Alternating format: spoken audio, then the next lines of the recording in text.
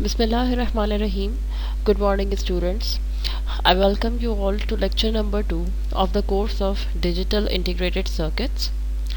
In previous lecture, we studied the inverter of NMOS technology. Now today we are going to study few circuits based on the NMOS technology. So let's begin.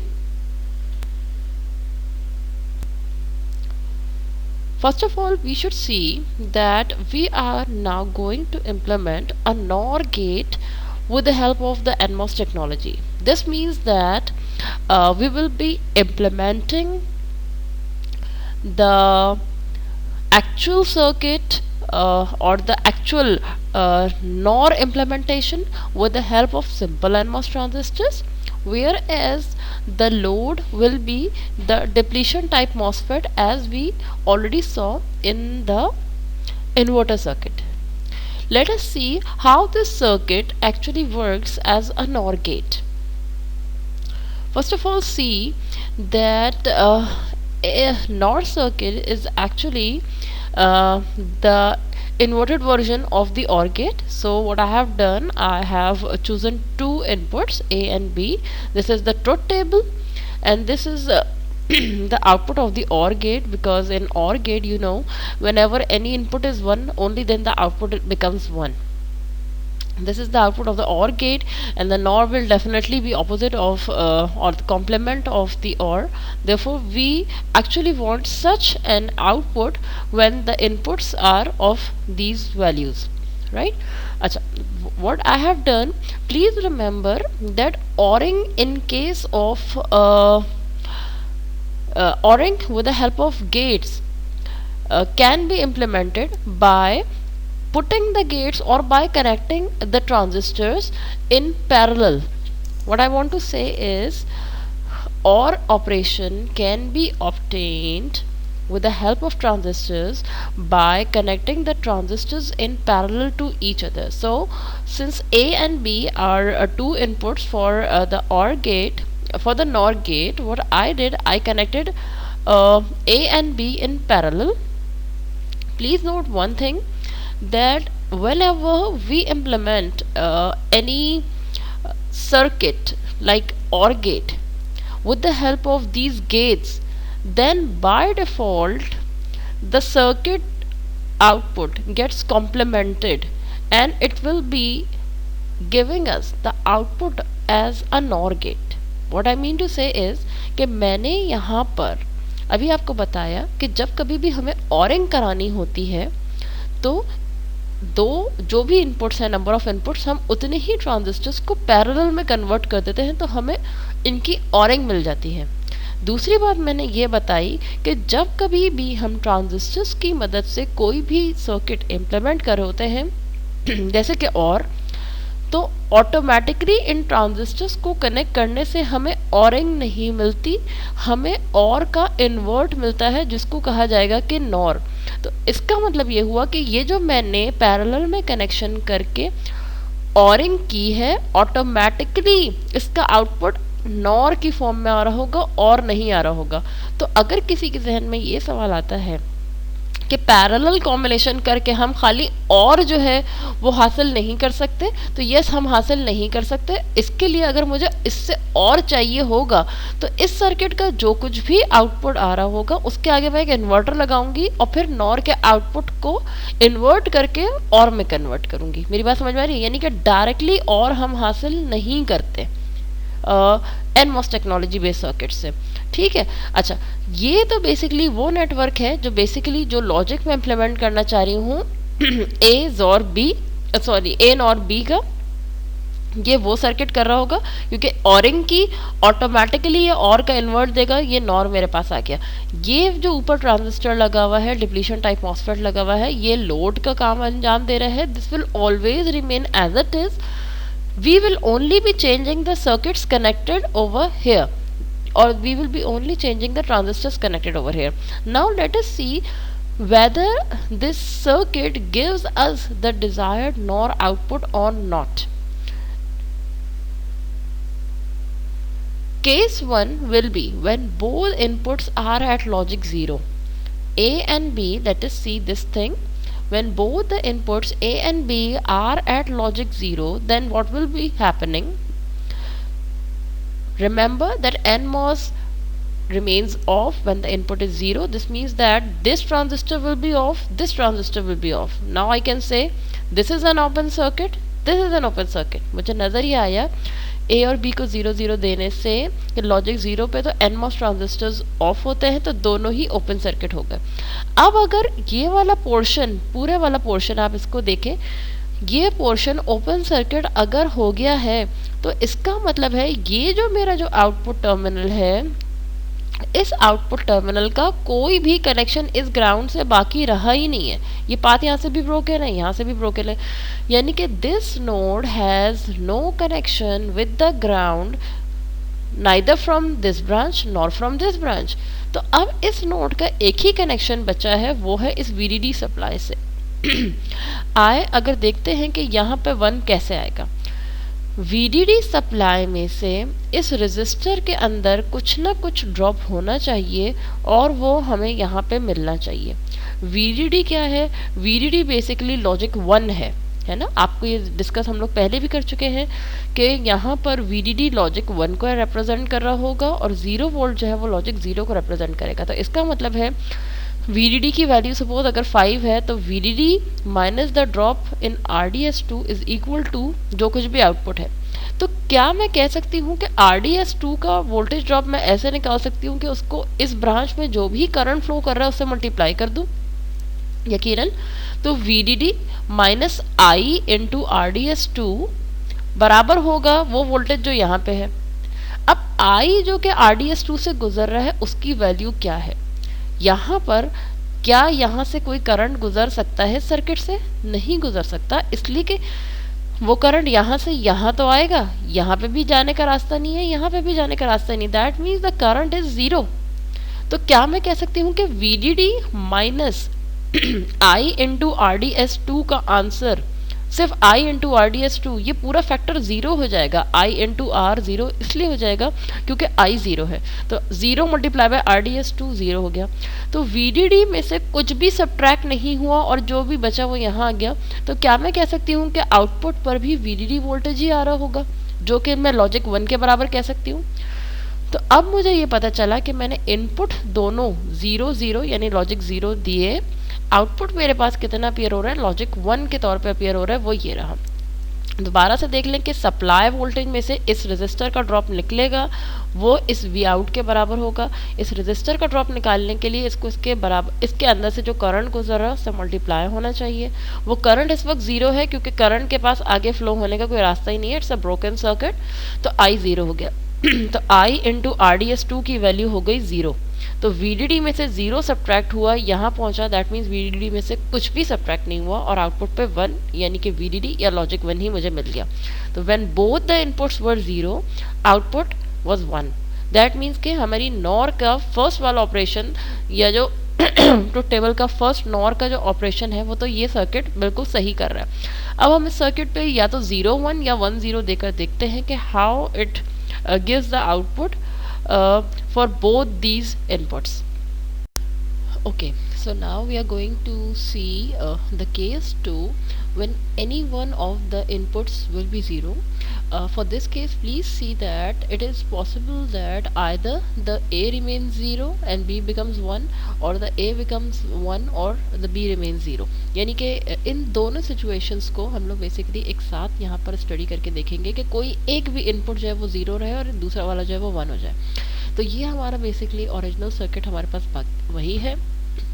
What I am trying to do, मैं A को जो है वो 0 कर दिया, B को 1 कर दिया. अगर मैं A को 0 करूँगी तो इसका मतलब है जिस NMOS को मैंने 0 इनपुट दिया है वो बेसिकली ऑफ हो गया, ओपन सर्किट हो गया. वो NMOS जिसको मैंने 1 इनपुट दिया वो बेसिकली ऑन हो गया. प्रीवियस केस में क्या हुआ था अगर आपको याद हो, तो दोनों को हम लोगों ने जब 0 0 इनपुट दिया था तो इस वाला जो ये जो ऊपर वाला लूप था इसका ग्राउंड से कनेक्शन कुछ बचा ही नहीं था, क्योंकि ये पार्ट भी ओपन सर्किट था, ये पार्ट भी ओपन सर्किट था. ठीक है, तो हम लोगों ने क्या किया था, डायरेक्ट इतने हिस्से पर KVL की इक्वेशन लगा दी थी और कहा था कि इस लिहाज से आउटपुट आ रहा था. Now in this case please observe that this part is disconnected ज़ाहिर है ये वाला जो 0 वोल्ट है ये बेसिकली इस वायर नोड से अलहदा है, तो ज़ाहिर है ये तो इसमें मौजूद नहीं है, ठीक है। अच्छा, अब हमारे पास जो करंट फ्लो का पाथ अवेलेबल है वो बेसिकली ये है। अब आपको प्रीवियस एनालिसिस से थोड़ा बहुत ये पता होना चाहिए कि ये एक सप्लाई आ गई, एक रजिस्टर RDS2 सीरीज़ में, उसके साथ RDS1 सीरीज़ में और ग्राउंड, और दोनों सीरीज़ रेजिस्टेंस के बीच वाला जो वोल्टेज है वो बेसिकली हमें चाहिए क्योंकि यही हमारा आउटपुट वोल्टेज है, ठीक है। तो क्या मैं इस पे VDR लगा सकती हूँ, वोल्टेज डिवाइडर रूल, के supply voltage into that resistance which is near the ground, तो supply voltage into that resistance which is near the ground. आप चाहें तो यहाँ पे 1B लिख लें, मैंने 1 खाली लिख के छोड़ दिया, या write it as 1B divided by दोनों रेजिस्टेंसेस का सम RDS2 प्लस RDS1 का B, ये आउटपुट वोल्टेज है। अब आपके पास जो आउटपुट वोल्टेज है इसकी एक एक्सप्रेशन आ रही है, it is not directly zero, which means that कि VDD की तो वैल्यूज आ रहे हैं, जो सप्लाई की वोल्टेज की वैल्यू होगी वो वही रहेगी। RDS1B की वैल्यू हमें बेसिकली ऐसी एडजस्ट करनी होगी कि वो इतनी छोटी हो कि जब VDD into this divided by इन दोनों की सम से करें तो Y का आंसर इतना स्मॉल आए कि वो लॉजिक ज़ीरो कंसीडर हो। तो अब मैं ये कह सकती हूँ कि मैंने A की वैल्यू 0, B की वैल्यू 1 पे ये देखा कि आउटपुट 0 कैसे आ रहा है, आउटपुट 0 आ रहा है because of the presence of the voltage divider. इसका रिवर्स सिनेरियो भी हो सकता था कि A 1 होता, B 0 होता, तो क्या होता उस वक्त उस वक्त ये होता कि सारे ये वाला पार्ट ओपन हो गया होता और अब आपका वोल्टेज डिवाइडर इन दोनों के दरमियान में बन रहा होता, ठीक है ना। और अब आप जब VDR लगाते तो एक्सप्रेशन क्या होती, VDD into RDS1A divided by RDS2 plus RDS1A, ऐसी ही एक्सप्रेशन बनती लेकिन 1 के बजाय 1A आ जाता है यहाँ पे, ठीक है। और हमने RDS1 की वैल्यू जो है वो इतनी स्मॉल रखी होती कि जब वो फार्मूला लगाते तो VDD इंटू RDS1 इतना स्मॉल बन जाता कि ओवरऑल आंसर इतना लो आता कि हम उसको लॉजिक ज़ीरो ट्रीट कर रहे होते। तो ये हमारे पास नॉर की 3 कंडीशंस जो है वो बेसिकली सो फार सेटिस्फाई हो गई हैं। ये बात हमें अभी क्लियर पता चल रही है कि NMOS टेक्नोलॉजी के अंदर जो भी सर्किट हम इम्प्लीमेंट कर रहे हैं, मैंने बेसिकली और इम्प्लीमेंट किया, और जो है वो NMOS टेक्नोलॉजी से पैरेलल कॉम्बिनेशन के थ्रू इम्प्लीमेंट होता है। लेकिन NMOS टेक्नोलॉजी के अंदर कभी भी हम जो भी लॉजिक इम्प्लीमेंट कर रहे होंगे उसका इनवर्ड इम्प्लीमेंट हो रहा होगा ऑटोमेटिकली। तो आप देखें कि मैंने पैरेलल कॉम्बिनेशन किया, ऑरिंग की है, लेकिन आउटपुट पे मुझे उसका ऑपोजिट यानी कि नॉर ऑपरेशन मिल रहा है, ठीक है। तो अब अगला स्टेप देखते हैं कि जो है 1 1 इनपुट देते हैं तो क्या सिचुएशन आती है। Finally, we are at case number 3 when we will be putting both inputs at logic 1, यानी कि हम लोग इस वाले ट्रुथ टेबल के इस स्टेज पे आ चुके हैं। दोनों इनपुट्स को जब बेसिकली मैं 1 रख के देखूंगी तो क्या होगा दोनों इनपुट्स को जब मैं 1 रख के देखूंगी तो मेरे पास A भी ऑन हो जाएगा और ट्रांजिस्टर A वाला ट्रांजिस्टर Q1 A भी ऑन हो जाएगा, Q1 B दोनों ट्रांजिस्टर ऑन हो जाएंगे और दोनों की इंटरनल रेजिस्टेंस RDS1A RDS1B हमें नज़र आ रही होगी। अब आपको बहुत क्लियर नज़र आ रहा है कि ये दोनों रेजिस्टेंसेस बेसिकली पैरेलल में सॉल्व हो जाएंगी। तो मेरे पास जो रिजल्टेंट सर्किट बनेगा वो क्या बनेगा, VDD इंटू RDS2 और यहाँ VDD RDS2 और नीचे क्या आ गई RDS1, जो कि बेसिकली इन दोनों का पैरेलल कॉम्बिनेशन हमें यहाँ पे नज़र आ रहा है, ठीक है। अच्छा, अब ये एक सिंपल सा वोल्टेज डिवाइडर नेटवर्क है, कोई मुश्किल चीज़ नहीं है। तो आउटपुट आपका क्या आएगा, VDD इंटू RDS1। अब मैं RDS1A और 1B का जो पैरेलल कॉम्बिनेशन है उसका नाम मैं RDS1 ही रख रही हूँ बिकॉज इन दोनों का नेट होगा वो, ठीक है। RDS1 divided by RDS2 plus RDS1। अब हमें RDS1 की वैल्यू को बेसिकली इतना स्मॉलर एडजस्ट करना होगा कि वो VDD से मल्टीप्लाई होके और इन दोनों के सम से डिवाइड होके बेसिकली क्या दे, हमें आउटपुट पर 0 दे। तो बेसिकली इस तरह से हमारा जो नॉर का ऑपरेशन है वो हमें बहुत क्लियर नज़र आ रहा है, ठीक है। अब आते हैं NMOS टेक्नोलॉजी के अंदर ही NAND गेट कैसे इम्प्लीमेंट होगा उसे देखते हैं। Now what we are going to see the NAND gate implementation of the NMOS technology. सबसे पहली बात अभी मैंने जिक्र किया कि NMOS टेक्नोलॉजी के अंदर ऑरिंग करने के लिए हम पैरेलल में कनेक्शन करते हैं और एंडिंग करने के लिए हम एनमॉस ट्रांजिस्टर्स का सीरीज में कनेक्शन करते हैं। तो जैसा कि नैंड गेट आपको पता है, यकीनन ये एंड गेट होगा, ये मैंने इसका यहाँ पर ट्रुथ टेबल बनाया हुआ है और मैं ये अज्यूम कर रही हूँ कि आप लोगों को ट्रुथ टेबल्स एंड और ऑपरेशन और नैंड का ऑपरेशन बहुत क्लियरली पता है, जब भी मैं इसके ऑपरेशन पे इतना ज़्यादा नहीं वर्क कर रही हूँ। बहरहाल let us quickly see it कि एंड ऑपरेशन के अंदर अगर कोई एक इनपुट भी ज़ीरो हो जाए तो आउटपुट जो है वो बेसिकली ज़ीरो रहता है, ये बात आपको पता होगी। और जब कभी भी दोनों इनपुट्स वन होते हैं ओनली देन आउटपुट वन होता है। तो चूंकि नैंड जो है वो एंड का इन्वर्ट है, ये तीनों सिग्नल्स मुझे जो भी ज़ीरो आ रहे थे यहाँ पे इन्वर्टेड नज़र आ रहे हैं, वन का इन्वर्ट यहाँ पे मुझे ज़ीरो मिल रहा है। एज डिस्कस्ड एंड गेट जो है उसके लिए हम सीरीज कनेक्शन करते हैं, तो मैंने यहाँ दो ट्रांजिस्टर्स ए और बी का सीरीज कनेक्शन किया हुआ, ये बहुत क्लियर नज़र आ रहा है। ऑटोमेटिकली जब मैंने एंडिंग की तो मैं भी बताती हुई यही आ रही हूँ कि सीरीज कनेक्शन करने के बाद जो भी आपका ऑपरेशन बन रहा होगा ऑटोमेटिकली ये वाला ट्रांजिस्टर लगा होने की वजह से वो इन्वर्टेड इम्प्लीमेंट हो रहा होगा, यानी कि लगी तो मैंने यहाँ पे एंडिंग है, आउटपुट पे मुझे खुद ब खुद से नैंड मिल रहा होगा। वो कैसे मिल रहा होगा उसका ऑपरेशन अब हम लोग वन बाय वन चेक करते हैं। ये बात ऑलरेडी डिस्कस हो चुकी है कि Q2 एक ऐसा ट्रांजिस्टर है जिसका गेट और सोर्स आपने पहले से शॉर्ट कर दिया है। गेट और सोर्स साथ में शॉर्ट कर देने का मतलब ये है कि ये एक डिप्लीशन टाइप ट्रांजिस्टर है, दैट मीन्स कि इसका VGS जो है वो बेसिकली ज़ीरो हो गया है। ये बात पहले भी हम डिस्कस कर चुके हैं but let me discuss it again कि ये डिप्लीशन टाइप मॉसफेट है। इसका गेट और सोर्स सेम टर्मिनल पे जब कनेक्टेड है तो इसका मतलब है VG और VS बराबर है, that means VG minus VS is equal to zero या VG इक्वल टू VS। ठीक है, VGS ज़ीरो हो गया इसका।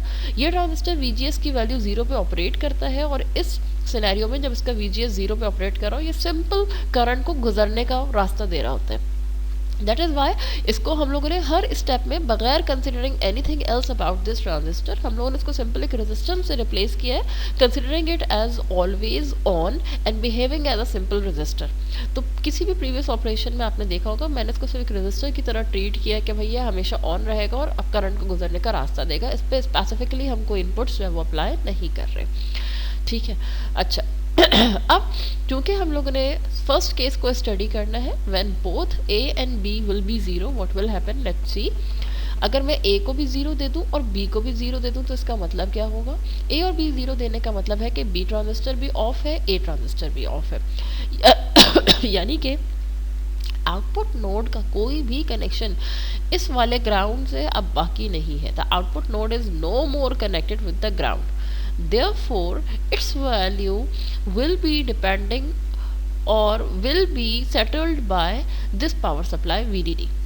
अब अगर मैं यहाँ पे एक KVL लगाने की कोशिश करूँ तो मैं कह सकती हूँ कि VDD में से इस RDS2 का ड्रॉप निकालूँ तो ये वोल्टेज आ जाएगा जो कि बेसिकली हमारा आउटपुट वोल्टेज का नोड है। RDS2 का वोल्टेज कैसे निकलेगा? RDS2 का वोल्टेज निकलेगा by multiplying RDS2 with its current. इस वक्त सर्किट में कोई करंट नहीं है क्योंकि ये सर्किट आगे से ओपन हुआ है, there is no path for the current to flow. Therefore मैं कहूँगी VDD minus RDS2 into I is equal to Y. तो ये जो I है वो ज़ीरो होगा और I इंटू RDS2 जब मैं करूँगी तो I ज़ीरो और RD ज़ीरो होने की वजह से I इंटू RDS2 पूरा ही फैक्टर ज़ीरो हो जाएगा, यानी VDD minus zero is equal to Y. तो पूरा का पूरा y पे VDD यानी लॉजिक 1 का वोल्टेज हमारे पास डायरेक्टली अवेलेबल होगा, जो कि हमें बहुत क्लियर बता रहा है कि A और B को ज़ीरो देने से हमें आउटपुट पर नैंड ऑपरेशन डायरेक्ट मिला है, यानी कि एंड का invert. Let us go to the next case. Next case में भी हम लोग ये करेंगे कि इन दोनों को एक साथ ही स्टडी करने की कोशिश करेंगे कि अगर कोई एक भी इनपुट अगर ज़ीरो होता है और दूसरा इनपुट 1 होता है तो how the circuit will behave, let's see. So now let us see case 2 where we will be putting any one of the input as 0. It's in the first step. What I have done, मैंने A को 0 लिया है और B को 1 ले लिया है। ठीक है, A को 0 B 1 मतलब ये हुआ कि A वाला ओपन सर्किट हो गया और B वाला जो था वो बेसिकली उसकी रेजिस्टेंस नज़र आ गई। अब ये बात बहुत ही क्लियर है कि चूँकि A और B दोनों ही सीरीज़ में है तो अंडरस्टूड सी बात है कि अगर इन दोनों में से कोई एक भी ओपन सर्किट होगा तो ये वाला जो ग्राउंड का कनेक्शन है वो इस नोड से बेसिकली हट जाएगा, यही होगा ना, ज़ाहिर कनेक्शन डिस्कनेक्ट हुआ हुआ है। तो आउटपुट वोल्टेज क्या होगा, आउटपुट वोल्टेज जो है वो बेसिकली इस VDD के थ्रू आ रहा होगा। अगेन सर्किट में कोई करंट नहीं होगा क्योंकि ये एक सिंपल सीधी सर्किट आपको नज़र आ रहा है, ठीक है। अगर यहाँ पे पाथ ब्रेक हुआ हुआ है तो इसका मतलब है यहाँ से आने के बाद करंट कहाँ जाएगा, तो करंट कहीं नहीं जा सकता, there will be no current. Output voltage, दूसरी बात ये कि ये जो हमारा आउटपुट वोल्टेज है वो इस ग्राउंड वोल्टेज की वजह से नहीं आ रहा होगा क्योंकि इस ग्राउंड का तो इस नोड के साथ कोई कनेक्शन ही नहीं रहा, यहाँ पे इसकी पॉसिबिलिटी भी ख़त्म हो गई। आउटपुट वोल्टेज आएगा VDD के ड्रॉप के बाद। VDD में से RDS2 का ड्रॉप निकालेंगे तो जो कुछ भी होगा वो इस नोड पे बन जाएगा। VDD से RDS2 का ड्रॉप निकालने का क्या तरीका है, पिछले तमाम सर्किट्स में हम लोग यही करते आ रहे हैं, इसको इसके करंट से मल्टीप्लाई करेंगे। करंट की वैल्यू यहाँ पे 0 होगी, क्यों 0 होगी, क्योंकि सर्किट में कोई करंट फ्लो नहीं कर सकता because of this open circuit. तो इसका मतलब है VDD minus I into R का आंसर, I इंटू आर का आंसर जो है वो 0 होगा, तो VDD minus 0 is equal to VDD, और आउटपुट पे आपके पास लॉजिक 1 मिल रहा होगा। यही चीज़ हम लोगों ने देखी है कि अगर A 0 और B 1 होगा तो आउटपुट हमारे पास 1 आ रहा होगा। यकीनन थर्ड जो सिनेरियो है वो बिल्कुल वैसे ही है कि अगर मैं A को 1 कर दूं और B को 0 कर दूं तो क्या होगा। इस केस में ज़ाहिर है अभी भी चूंकि ये सिंपल सीरीज सर्किट था तो इस B के ओपन हो जाने की वजह से आउटपुट नोड का कनेक्शन अगेन इस ग्राउंड टर्मिनल से हट चुका है। दैट मीन्स कि आउटपुट का जो वोल्टेज है it will not be govern by this ground voltage, क्योंकि यहाँ का तो सर्किट ही इसके साथ कनेक्टेड रहा ही नहीं। अगेन वही लॉजिक लगेगी, VDD minus I into RDS2 is equal to Y, जो भी आपका आउटपुट है, और I आपका 0 है because of this open circuit, I into R की वैल्यू आ गई 0, तो VDD minus 0 is equal to Y, output पे आ गया आपका 1। तो 3 केसेस आपने देख लिए जिसमें मैंने 1 0 अब A और B को दिया, जिसमें मुझे आउटपुट जो है वो 1 मिल गया। अब हम लोग फाइनली देखते हैं कि आखिर में जब A और B दोनों 1 देंगे तो 0 कैसे आएगा। In this last slide of the NAND gate, we will see when both inputs are at logic 1, A और B दोनों को आपने logic 1 पर कर दिया। That means कि अब ये दोनों ऑन होंगे, A और B दोनों ऑन हुए तो दोनों को उनकी रेजिस्टेंस से आपने रिप्लेस कर दिया। यकीनन टोटल रेजिस्टेंस अब क्या होगी, इन दोनों की सम होगी, इन दोनों की रेजिस्टेंस का सम होगी सीरीज में, जाहिर है।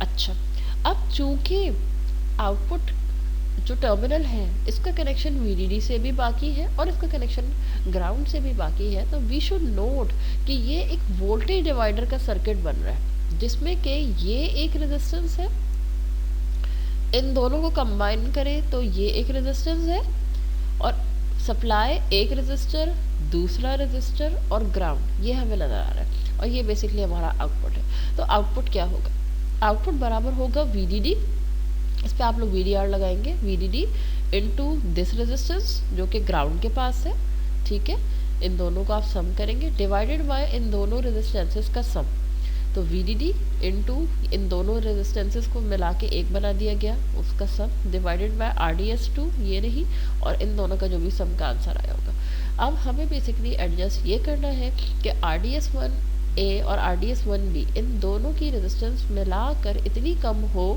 कि ये ओवरऑल पूरा फैक्टर जो है वो लॉजिक 0 के बराबर आ जाएगा, तो जिससे कि हमारे पास दोनों इनपुट्स 1 की सूरत में आउटपुट का वोल्टेज 0 मिलेगा। ये बात इन्वर्टर के केस में हम लोगों ने डिस्कस कर ली थी कि रेजिस्टेंस को एडजस्ट करना के लिए आपको W/L रेशियोज़ की ज़रूरत होती है, ठीक है। By adjusting the value of size of the transistor W/L ratio we adjust the resistance, और ये बात भी मैंने बताई थी कि जितना W/L रेशियो किसी ट्रांजिस्टर का ज़्यादा होगा उसकी रेजिस्टेंस उतनी ही कम होगी। तो अगर मैं यहाँ पर ये कह रही हूँ कि RDS1 plus RDS1A plus RDS1B इन दोनों की वैल्यू छोटी है, इसका मतलब है कि यहाँ जो दोनों ट्रांजिस्टर लगे हैं उनके W/L रेशियो की वैल्यू अच्छे खासी ज़्यादा होगी।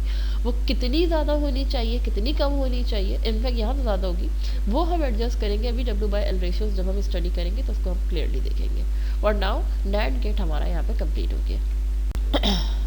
Okay, one thing to note in all the gates that we have studied so far, including the inverter, the NOR gate and the NAND gate, is that the transistors which are actually implementing the logic function like the simple NMOS transistors. These NMOS transistors are called as the drive transistors. ठीक है? And the transistor which is the depletion type NMOS transistor will be called as the low transistor. तो जितने भी transistor इस्तेमाल होंगे logic function को implement करने के लिए उनको हम कहेंगे ड्राइव ट्रांजिस्टर्स है, और जो ऊपर ट्रांजिस्टर हमारा हमेशा लगा होता है उसको हम कहेंगे ये लो ट्रांजिस्टर है. Now let's continue with some further circuits related to NMOS technology. Okay, now after studying the previous topic and through previous slides, we now know that we can only implement inverted logic functions with the help of NMOS technology. So now the circuit or the logic that we are going to implement will be y equal to ab plus c whole bar. ये circuit हमें implement करना है. ठीक है. Now let us start with this A B function. It clearly indicates that we have to and the A and B inputs. For this purpose you can see कि मैंने यहाँ ए और बी इनपुट्स लिए हैं और इन दोनों की मैंने एंडिंग करा दी है. After this the A and B will be ORed with the input C. A और बी बेसिकली यहाँ से आउटपुट हमें मिल रहा होगा. इसके बाद मैंने इसको सी के साथ जो है वो बेसिकली और करा दिया. दिस इज़ द और गेट यहाँ पे मौजूद है. और ये इन्वर्टर का साइन बेसिकली ये बता रहा है कि ए बी और जो सी थे, ये जो सारा ए बी प्लस सी बना होगा या ए बी और सी बना होगा वो होल बार इस इन्वर्टर के थ्रू यानी इन्वर्टेड साइन के थ्रू आ जाएगा. ये कोई बार नहीं है, बेसिकली आउटपुट टर्मिनल के लिए मैंने इंडिकेशन लगाया कि ये आउटपुट टर्मिनल है, यहाँ से हमें आउटपुट मिल रहा है. This is not any inversion. y equal to A B plus C whole bar हमें मिलेगा. Now let us see how this can be implemented. First of all ये वाला पार्ट जो लोड का पार्ट है, एज वी ऑल नो कि ये हर case में हम लोगों ने देखा था कि नैंड का भी जो सर्किट हमने पीछे बनाया है, नॉर का भी बनाया है, तो ये लोड वाला पार्ट एज इट इज़ रहा था तो वो इसके अंदर भी एज इट इज़ ही रहेगा. There will be no change. जो भी हमारा लॉजिक फंक्शन है वो बेसिकली इस लोअर पार्ट के थ्रू इम्प्लीमेंट हो रहा होगा. सबसे पहले हम ये देखते हैं कि हमारे पास दो चीज़ें हैं जो आपस में और हो रही हैं, एक ए बी और एक सी. यानी दो कोई चीज़ें हैं जिन्होंने आपस में और होना है. तो सबसे पहले मैंने ऑरिंग के लिए बात पहले भी बताई हुई है कि oring actually means a parallel combination in case of gate implementation. तो मैंने सबसे पहले पैरेलल कॉम्बिनेशन करने के लिए एक इस तरह की लाइन बनाई और ये शो किया कि एक ब्रांच बेसिकली इस साइड पे बनने वाली है और एक ब्रांच बेसिकली इस साइड पे बनने वाली है. बिकॉज दो चीज़ें हैं, एक ये और एक ये, दोनों आपस में और हो रहे हैं. ये ब्रांच और ये ब्रांच और हो रहे हैं. चूँकि इस साइड वाली ब्रांच के अंदर एक ही वेरिएबल था सी, तो मैंने एक ही ट्रांजिस्टर बना दिया और मैंने कहा कि वो सी ट्रांजिस्टर जो है वो ये रहा और यहाँ की जो भी चीज़ होगी वो बेसिकली और हो जाएगी इस सी वेरिएबल के साथ. इस वाले पार्ट पे जब आई तो मैंने देखा कि इसके अंदर फर्दर एक सब फंक्शन मौजूद है और वो क्या है कि ए और बी दोनों आपस में एंड हो रहे हैं. यानी कि with in the parallel branch, जो पैरेलल वाली ब्रांच बन रही है उसके अंदर दो फंक्शन ने आपस में एंड होना है. तो ये जो मेरे पास ब्रांच की जगह मौजूद थी, मुझे ये पता चला कि यहाँ मुझे दो ट्रांजिस्टर्स दिखाने हैं जो कि आपस में एंड हो रहे होंगे और उसके लिए मैंने सीरीज़ कनेक्शन किया, क्योंकि सीरीज़ कनेक्शन अभी हम लोगों ने देखा था कि सीरीज़ कनेक्शन करने से एंडिंग होती है. तो अब हमारे पास ये ए बी प्लस यानी ए बी और सी का सर्किट जो है वो बन गया है. ये किस तरह से वर्क कर रहा होगा, इसका क्या आउटपुट होगा, इसके लिए हम अगले स्लाइड पे चलते हैं. Now let us see what. First of all, I hope कि आप लोगों ने logic designing and switching theory जैसा कोई सब्जेक्ट या कंप्यूटर आर्किटेक्चर एंड ऑर्गेनाइजेशन से रिलेटेड कोई सब्जेक्ट पढ़ा होगा और ट्रुथ टेबल्स का आइडिया होगा. अगर नहीं है तो हम लोग इसको ब्रीफली यहाँ पर लेके चलते हैं कि एटलीस्ट हमें कुछ चीज़ें पता होनी चाहिए. वो ये कि अगर किसी भी सर्किट को जो हम इम्प्लीमेंट कर रहे हैं या जो कोई भी लॉजिक फंक्शन हम इम्प्लीमेंट करें जैसा कि ये है, उसके अंदर वेरिएबल्स या इनपुट्स कितने हैं. मुझे इसमें नज़र आ रहा है कि इसमें 3 वेरिएबल है जो हम लोग प्रीवियसली देख चुके थे. एंड गेट या और गेट, उसके अंदर वेरिएबल कितने थे, 2 वेरिएबल थे ए और बी. तो वेरिएबल का जो नंबर है उसको हम बेसिकली रिप्रेजेंट करते हैं n से और ये देखने के लिए कि ट्रुथ टेबल के अंदर कितनी स्टेजेस होंगी, 1 2 3 4 5 6 7, जो जितनी भी स्टेजेस होंगी, हम करते ये हैं कि 2 की पावर n में उस नंबर को रख देते हैं। यानी कि अगर हमारे पास जो नंबर ऑफ इनपुट्स हैं जो कि 2 है, हम उसको 2 की पावर में रख देंगे n 2 की पावर 2 यानी कि 4। इसका मतलब है कि अगर आपको प्रीवियसली ट्रुथ टेबल याद हो तो जब हमारे पास a और b दो इनपुट्स थे तो हमारे पास 4 पॉसिबल कॉम्बिनेशंस बने थे बेसिकली इनपुट के, आपको याद होगा। ठीक है, तो इसको तो खैर मैंने एक रिपीटेशन के लिए रखा है। असल केस हमारा बेसिकली ये है कि if you look at and inspect this equation और दिस लॉजिक स्टेटमेंट तो आपको पता चलेगा देयर आर 3 वेरिएबल्स। तो मैंने n की जगह क्या रख दिया, 3 रख दिया। 2 की पावर 3 जो बेसिकली मैंने रखा, तो 2 की पावर 3 बन गया बेसिकली 8। ठीक है, तो अब मुझे ये पता चला कि अगर a b और c मेरे पास 3 वेरिएबल्स होंगे तो उनके 3 पावर रखने से 8 स्टेट्स या 8 पॉसिबल कॉम्बिनेशंस बनेंगे। तो मैंने ए बी सी का एक ट्रुथ टेबल खुद से बनाया, ठीक है, और तीनों वेरिएबल्स रखे। एक मैंने कहा ए बी और सी जो कुछ भी बनेगा, और फिर एक चीज़ उसका जो है वो दूसरा मैंने क्या रखा, मैंने ए बी और सी होल इनवर्ट रख लिया। ठीक है, अच्छा अब इससे होगा क्या, अब हम देखते हैं कि बेसिकली यहाँ ये जो 0 1 या जो 0 1 यहाँ पर लिखे हुए हैं ये किस लॉजिक के तहत लिखे हुए हैं। देखिए हम स्टार्ट करते हैं 1 0 1 1 1 0 1 1 फिर 1 0 फिर 1 1, यानी कि हर बेसिकली हम यहाँ से लिखना शुरू करते हैं। ठीक है, हम जो सबसे राइट मोस्ट हमारा जो वेरिएबल होता है हम उससे लिखना शुरू करते हैं और उसमें सबका एक एक कॉम्बिनेशन देते हैं, ऑल्टरनेट 0 1 0 1 0 1 ऑल्टरनेट। मैंने इसको फिलअप नहीं किया, मैं नेक्स्ट स्लाइड में इसको फिलअप दिखाऊंगी। हम इसको 0 1 यूँ करके लिखना शुरू करते हैं। फिर जब हम नेक्स्ट वेरिएबल पे जाते हैं तो अब हम 1 का डबल कर लेते हैं 2। अब यानी कि 2 0 2 1, फिर 2 में मैं 0 लिखती, फिर मैं 2 में लिखती 1, और अगले पे आ जाए 2 का डबल इज 4। अब मैं क्या करूंगी, 4 0 4 1। अगर सपोज करें कोई और वेरिएबल होता है यहाँ, तो फिर 4 के बजाय मैं अब अगला जो वेरिएबल आता उसमें 4 का डबल क्या होता 8। पहले मैं 8 0 लगाती, फिर मैं उसके नीचे 8 1 लगाती। तो अब आपको एक कॉम्बिनेशन समझ में आया कि सबसे पहले 1 0, फिर उसके बाद 2 0, फिर उसके बाद 4 0, फिर 8 0, फिर 16 0। इस तरह से चल रही है ये लॉजिक। ठीक है, और फिर जितने आप 0 लगा रहे हैं, यानी कि 1 लगा रहे हैं तो फिर 1 भी 1 लगाएंगे। अगर यहाँ डबल 0 लगा रहे हैं तो फिर डबल 1 लगाएंगे। अगर हम यहाँ 4 0 लगा रहे हैं तो 4 1 लगाएंगे। अगर यहाँ पे फिर उससे अगले में 8 0 लगाते हैं तो फिर 8 1 लगाते हैं, and so on. This is how you basically give inputs to the you write variables for the truth table। अच्छा, अब हमें बेसिकली देखना है कि ए बी और सी क्या आंसर आ रहा होगा और ए बी और सी का होल इनवर्ट में क्या आंसर आ रहा होगा। Late us see that. इसको अगली स्लाइड में देखते हैं। ओके, अब हम लोग इस स्टेज पे आके इस सर्किट की वर्किंग को देखते हैं। वे यू कैन सी के I have completed the truth table in the same manner. 0 1 0 1 alternate लगाए, फिर 0 0 1 1, फिर 0 0 1 1 लगाए, फिर उसी का डबल कर दिया, यानी कि 4 0 4 1। उससे अगला मैंने बताया था 8 0 8 1 होते हैं, एंड सो ऑन। अच्छा, मैंने ये भी किया कि अब आपको पता है कि ए और बी दोनों आपस में एंड हो रहे हों 0 0, कोई एक भी 0 होगा तो आंसर 0 आएगा, और है सी। मैं बेसिकली इसकी बात कर रही हूँ। ए बी दोनों 0 है यहाँ पे और सी भी 0 है, तो दोनों 0 का आंसर क्या आएगा, 0 आ जाएगा औरिंग में, क्योंकि ये भी 0 है ये भी 0 है। 0 और 0 और होंगे तो आंसर 0 आएगा। उसका इन्वर्ट क्या होगा, 1। ठीक है, ये बेसिकली मैं इम्प्लीमेंट करके देखे हूँ। आप ज़ाहिर है लॉजिक फंक्शन को इम्प्लीमेंट करके देख सकते हैं और आप देख सकते हैं कि किसके आंसर में जो आउटपुट आपका 1 आ रहा होगा या 0 आ रहा होगा।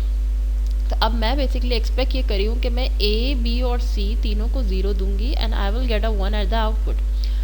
नाउ लेट अस सी कि मैंने ए और बी अगर दोनों को 0 दिया, जो कि इस सर्किट में दोनों को अगर मैं 0 कर दूं तो क्या होगा, ये भी ऑफ हो जाएगा ये भी ऑफ हो जाएगा। इसका मतलब है ये पूरी जो ब्रांच है वो बेसिकली ओपन हो चुकी है। वैसे एक बात ये याद रखिएगा कि ए और बी दोनों को तो ज़ीरो इस वक्त किया गया है, लेकिन अगर इनमें से कोई एक भी ज़ीरो होगा तो सीरीज़ में होने की वजह से ये पूरी की पूरी ब्रांच जो है वो ऑफ ही होगी। नॉट नेसेसरली के दोनों को ज़ीरो करें, ठीक है, लेकिन इस वक्त तो खैर दोनों ही ज़ीरो है। तो जब ये दोनों ज़ीरो थे तो मुझे नज़र आ रहा है कि ये ओपन है। सी भी इस वक्त ज़ीरो ही दिया हुआ है, we are actually following this state. C भी ज़ीरो है, सी ज़ीरो करा तो ये भी ज़ीरो आ गया। Now when both the lower network or both the parallel branches of the lower network are open circuited, it is understood that output will be defined by this track। इस track से होगा और output पर आपको VDD मिल जाएगा। कैसे मिलेगा कि VDD में से इस रेजिस्टेंस से ड्रॉप निकाला जाएगा और वही आउटपुट पे आ रहा होगा। और इस रेजिस्टेंस पर ड्रॉप क्यों नहीं हो रहा होगा, वो इसलिए नहीं हो रहा होगा क्योंकि जो करंट है वो बेसिकली ज़ीरो होगा। तो आउटपुट नेटवर्क पे आपको Y मिल जाएगा, आई मीन VDD मिल जाएगा, जो कि बहुत क्लियर बता रहा है कि ये स्टेट वेरीफाई हो रही है। Now let us study some other input and see what's the output. इस वाले इनपुट को लेकर देख लेते हैं इस दफ़ा। जब A और B में से A इज़ ज़ीरो और B इज़ वन, अभी मैंने पहले पिछली स्लाइड में डिस्कस किया कि इन दोनों में से कोई एक भी ज़ीरो होगा तो ये वाली पूरी ब्रांच जो है वो ऑफ हो जाएगी, क्योंकि दोनों सीरीज़ में। तो because A is zero, B के वन होने का कोई फ़ायदा नहीं है। ये वाला जो ब्रांच है आपका वो बेसिकली ओपन हो गया as shown here. At this time C is one, C जो है वो बेसिकली वन है, ये रहा। अब यहाँ क्या नज़र आ रहा है कि ये बात देखें कि जब आपके पास बॉटम वाला जो ड्राइव ट्रांजिस्टर्स थे ये पैरेलल में लगे हुए हैं। पैरेलल चीज़ बेसिकली एक दूसरे के बराबर है, एक दूसरे को सपोर्ट करिए। जो ये ब्रांच कर सकता है वही ये ब्रांच भी कर सकता है। तो अगर ये ब्रांच सपोज ऑफ भी है बट स्टिल ये वाला जो RDS है जो ट्रांजिस्टर C का था, ठीक है, वो बेसिकली इस वक्त इस नोड को ज़ीरो पे ले जाने की कैपेबिलिटी जो है वो इसके अंदर पूरी मौजूद है। क्योंकि आपने प्रीवियसली भी ये देखा था, जब कभी भी ऊपर वाले नेटवर्क का और बॉटम वाले नेटवर्क के दोनों ट्रांजिस्टर्स ऑन हो, ऊपर वाला तो बाय डिफ़ॉल्ट ऑन ही है, ये भी ऑन हो, तो फिर हम ये कहते हैं कि इसकी जो रेजिस्टेंस है वो हम कहते हैं इतनी छोटी हो कि जब VDR इन दोनों पे ऊपर वाले लोअर वाले पे मिलाकर लगाया जाए तो आउटपुट पर एक इतना स्मॉलर वोल्टेज आ जाए। ठीक है, तो इस वक्त अब मैं ये एक्सपेक्ट कर रही हूँ कि चूँकि ये दोनों ऑन हैं तो इसकी रेजिस्टेंस बेसिकली इतनी स्मॉल है कि जब हम VDR लगाएंगे तो यहाँ आउटपुट के ऊपर ज़ीरो आ जाएगा और वो ज़ीरो फाइनली आ रहा है। तो अब यहाँ पे यहाँ सारी बात जो समझ में आ रही है वो ये नज़र आ रही है कि यहाँ तो ट्रांजिस्टर साइजिंग बड़ी ज़्यादा इंपॉर्टेंट हो गई, क्योंकि अगर ये RDSC स्मॉलर वैल्यू का नहीं हुआ तो यहाँ पर ज़ीरो स्टैब्लिश करना मुश्किल हो जाएगा। तो अभी हम आगे चलते हैं और हम लोग देखेंगे कि इस तरह के सर्किट्स की जो ट्रांजिस्टर साइजिंग है वो किस तरह से एडजस्ट की जा रही है। Late us see another example. Late us see another example, इसको देख लेते हैं जहाँ पे A अब 1 है, B 0 है, A 1 है, B 0 है। अगेन वही सिनारियो हो गया कि ये ब्रांच ऑफ इसलिए हो जाएगी क्योंकि इनमें से कोई एक ऑफ है, वो आपको ये नज़र आ रहा है। C is also zero, C भी ज़ीरो है, तो इसका मतलब है ये भी ओपन है। अगर ये देखा जाए तो बिल्कुल ये फर्स्ट केस की तरह ही बन रहा है, despite of the fact that A was 1 over here, but this branch is off and this branch is also off। तो इस केस में we can expect that the output would be 1। ठीक है, ऐसा ही हो रहा है, यहाँ पे देख लीजिए फाइनल आउटपुट आपका 1 आ रहा है। ठीक है, अगले स्टेप पे चलते हैं। नाउ यू सी यहाँ पर A और B भी 1 है और यहाँ पर C भी 1 है। Let's see what will happen. देखिए A 1 हुआ, B 1 हुआ। मैंने इस नेटवर्क के बारे में शुरू में ही कहा था कि अनलेस एंड अनटिल ये दोनों ऑन ना हो तब तक ये वाला ब्रांच ऑन होगा ही नहीं। ठीक है, तो ऐसे ही नज़र आ रहा है कि ये ब्रांच यहाँ पे ऑन हो चुका है और ये दोनों आपस में सीरीज़ में हमें नज़र आ रहे हैं। RDS of A and B ये दोनों को मैंने यहाँ दिखा दी। C भी इस वक्त 1 है, C भी ऑन हो गया, तो इसका मतलब है ये ब्रांच भी इस वक्त ऑन है और ये ब्रांच भी इस वक्त ऑन है, राइट। अच्छा, अब मैंने क्या किया, अगले स्टेप में मैंने इस वाला जो नेटवर्क है इसको थोड़ा सा सॉल्व कर लिया। वो कैसे मैंने सॉल्व किया, मैंने इन दोनों को पहले ऐड कर लिया, RDS ऑफ A और B, एक ये A की थी और एक ये B की थी, इन दोनों को मिला के सॉल्व कर लिया सीरीज़ में। और फिर इन दोनों को पैरेलल में सॉल्व कर लिया, यानी RDS ऑफ C को with a simple parallel resistor combination solve कर लिया ना, पहले इसे सीरीज में सॉल्व कर लिया एंड देन इसको पैरेलल में। मैंने कहा जी इन पूरे इस पूरे नेटवर्क का क्या इक्विवेलेंट निकला, RDS इक्विवेलेंट निकला, वो मैंने यहाँ लिख दिया। इसका मतलब ये है कि अब क्या होगा, सबसे पहली बात ये कि जब ऊपर वाला ट्रांजिस्टर ऑन है और नीचे वाला नेटवर्क फुल ऑन नज़र आ रहा है, तो वी एक्सपेक्ट दैट, और नीचे वाला नेटवर्क चाहे फुल ऑन ना भी हो, mind it and listen to it carefully, कि नीचे वाला नेटवर्क दोनों ब्रांचेस ऑन ना भी हों, लेकिन नीचे वाले नेटवर्क की कोई भी एक ब्रांच भी ऐसी हो जो इस नोड से लेके ग्राउंड तक कोई ना कोई रेजिस्टेंस दिखा रही हो, चाहे वो इस पाथ के ज़रिए दिखा रही हो, वो इस पाथ के ज़रिए दिखा रही हो, तो ये अंडरस्टूड है एनमॉस टेक्नोलॉजी में कि आउटपुट ने ज़ीरो आना है, साइजिंग ऐसी एडजस्ट की जाएगी कि आउटपुट ज़ीरो आए। ठीक है, तो इस वक्त यहाँ पे ये ब्रांच भी एक्टिव है, सब चल रहे हैं, ये ब्रांच भी एक्टिव है, ये भी चल रहा है, सबकी रेजिस्टेंस है, मैंने सबको सॉल्व करके एक ट्रांजिस्टर से रिप्लेस किया, वो ये रहा। And I already know that the output should be zero, कि ये जो RDS है वो हम ऐसा एडजस्ट करेंगे कि जब हम VDR लगाएं, VDD into RDS divide by RDS 2 plus RDS, ये मैंने बेसिकली इक्विवेलेंट रेजिस्टेंस लिख दिया ना पूरे नेटवर्क की लोअर वाले, तो फिर ये जो आंसर हो वो कैसा आंसर आए, ये ऐसा आंसर आए कि Y जो है वो आपका ज़ीरो आ रहा हो, तो ये बेसिकली इस तरह से ज़ीरो आ जाएगा। लेकिन अगेन वही बात है कि ये सब कुछ ऐसे एडजस्ट होगा कि सारी की सारी चीज़ें आपकी W/L रेशो पे डिपेंडेंट है, वो क्या होगा वो हम देखते हैं। ठीक है, तो अब हमारे पास एक सर्किट मैंने बनाया था, एक लॉजिक फंक्शन, इसको मैंने इम्प्लीमेंट किया था और इसकी पूरी वर्किंग भी मैंने दिखा दी। अगले स्टेट में अब मैं क्या करूँगी, चूँकि हमें समझ में आ गई है इसकी वर्किंग किस तरह है, तो मैं डायरेक्टली जो भी एक्सप्रेशंस है उसके इतने ट्रूथ टेबल की वर्किंग वगैरह पर नहीं जाऊंगी, बल्कि सिंपली क्या कर लूँगी, सिर्फ लॉजिक एक्सप्रेशन बता दूंगी आपको और उसका जो इक्विवेलेंट सर्किट बन रहा है वो बता दूंगी। इतनी रजिस्टर वाइज वर्किंग करके और फिर आउटपुट निकाल कर हम नहीं देखेंगे। वी अंडरस्टूड कि अभी हमें ये बात समझ में आ गई and we can do it directly. अच्छा भाई, आ जाते हैं एग्जाम्पल नंबर 2 के ऊपर, where we have A and B। ये पूरी चीज़ और हो रही है C एंड D के साथ। ठीक है, तो इसका मतलब है A और B की एंडिंग करानी है। ये रहे A B, इन दोनों के लिए एक एंड गेट लगाया गया। फिर हम लोगों ने C D, इनकी भी एक एंडिंग करा दी, वो ये रहा। और ये दोनों चीज़ें बेसिकली और हो रही हैं, तो ये रहा आपके पास दोनों, यहाँ से A एंड B आ रहा है, यहाँ से C एंड D आ रहा है, और ये आकर पूरी चीज़ इसमें और हो रही है। और ये इन्वर्टिंग का साइन बेसिकली ये आपको बता रहा है कि पूरी चीज़ इन्वर्ट हो जाएगी। अगेन वही बात है कि आउटपुट टर्मिनल है, ये कोई इन्वर्जन नहीं है। आउटपुट टर्मिनल के लिए मैंने एक पॉइंट बनाया है, Y पे आपके पास यही चीज़ पूरी मिल रही है।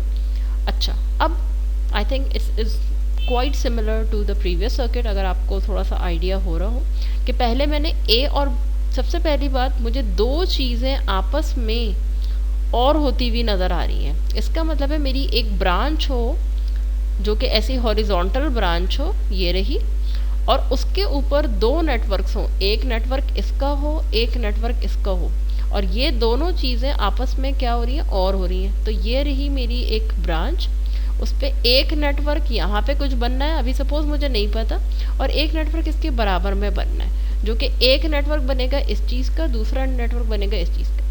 अब जब मैंने इसको देखा तो इसके अंदर मुझे पता चला जो नेटवर्क है उस नेटवर्क में इन दोनों को आपस में एंडिंग होना है, यानी सीरीज़ में होना है। तो इस नेटवर्क में मैंने CD को सीरीज़ में दिखा दिया, और इस नेटवर्क को जब मैंने ऑब्जर्व किया तो मुझे पता चला इस नेटवर्क को भी आपस में AB को सीरीज़ में होना, तो मैंने ये दिखा दिया।